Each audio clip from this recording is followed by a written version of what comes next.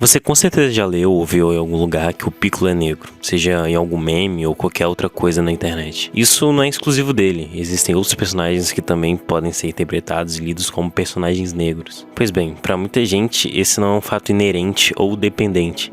O Piccolo é um alienígena verde de um mangá, ou até mesmo o Pernalonga, que para muita gente é um consenso que é negro. E aí é que tá, apesar dele ser um coelho antropomorfizado, a suspensão de descrença só vai até um certo ponto para algumas pessoas. Mas tem uma pergunta muito forte que é difícil de ser respondida. Por que eles são negros?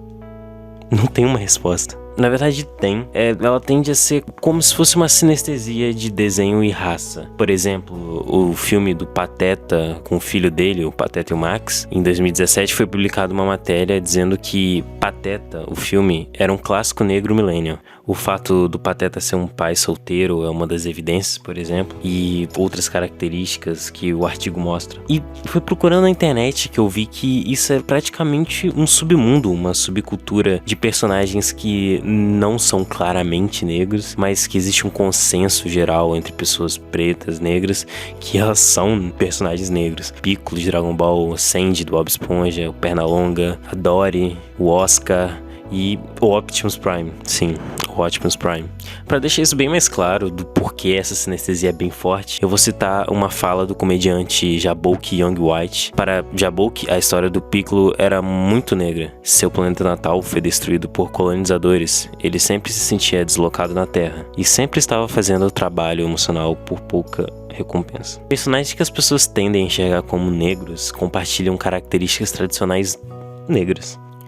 Isso reforça um problema da cultura pop em geral, que é a falta de representatividade. Bom, voltando ao Piccolo, especificamente na fala de Jaboukie sobre ele, isso sempre foi mostrado ao longo da obra, onde o mesmo sempre esteve presente na criação de Gohan, e o próprio Gohan sendo a figura de um filho e conseguindo quebrar uma casca emocional de Piccolo. Casca essa que foi criada justamente por ele como uma forma de autodefesa, já que desde seu surgimento até o nascimento de Gohan, ele era considerado um vilão, a forma maligna de Kami-sama. Piccolo pra mim não só tem o melhor desenvolvimento de Dragon Ball, competido com Vegeta inclusive, como ele pra mim é o melhor personagem de Dragon Ball. A forma como toda a mística e história dele tem a ver com como as pessoas enxergam ele e a ligação que ele tem com a própria raça é muito interessante. Logo depois da saga dos Saiyajins, onde todo o arco dele de se transformar numa figura paterna com Gohan acaba, chega a saga do Freeza, onde todo o arco dele se concentra na visita do planeta de origem da raça dele e a luta contra a opressão que essa raça enfrenta com o Império de Freeza, onde tem a cena absurda dele se fundindo com Neo, o último guerreiro dos Namekusens. E sinceramente, pra mim, é impossível não associar essa opressão que os Namekusens sofrem com a opressão que os africanos sofreram do colonialismo. Enxergar o Piccolo como nativo, ou pelo menos um descendente de um nativo, pra mim é automático. Com isso tudo, e ele sendo no início da obra um personagem vilão, que aos poucos, de uma forma bem sutil, vai se tornando um ser integralmente bom e virando um suporte emocional pro Gohan, se liga absurdamente com a fala de Jaboukie. E é engraçado como nada de ser ensinado, esses personagens não são abertamente codificados como negros. Como diz o artista Jason Mussel, artista nova-iorquino, isso tem que ser abraçado, não interpretado ou enfiado na cabeça das crianças. Para mim, era algo que eu tinha que entender eu mesmo. Olhar para esses personagens não humanos e achar que eles são negros tem muito a ver com se encontrar em lugares onde você não deveria estar. Não se enxergar nos seus programas e desenhos favoritos. É criar suas próprias narrativas com características que te assemelham àquele personagem. Se ver refletido naquilo que você consome e ama. Bom, você com certeza já viu em algum lugar alguém falando sobre afrofuturismo, ou até mesmo ter consumido algo centrado nessa estética? Não? Tem certeza? Mas o que o afrofuturismo tem a ver com representatividade?